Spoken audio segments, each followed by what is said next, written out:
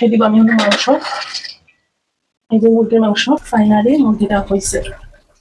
দিয়ে দিলাম গরম মশলা, পেঁয়াজটা ভাজা ভাজা হয়ে গেছে। এখন দিয়ে দিব আমি আদা রসুন বাটা, পরিমাণ মতো লবণ, মরিচের ফাঁকি, ধনিয়া ফাঁকি, হলুদ।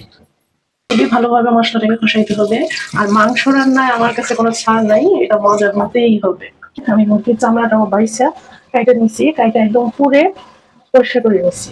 শক্ত মুরগিটা, মাংসটা আমি এখন দিয়ে দেবো। সিদ্ধ হইতে অনেক টাইম লাগে।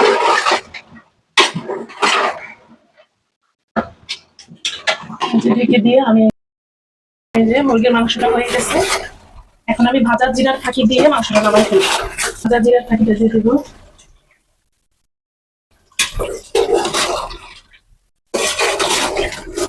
কত সুন্দর হয়েছে, তেলগুলো একদম মাংস থেকে আলাদা হয়ে গেছে, মানে তেলটা উপরে ভেসে উঠছে।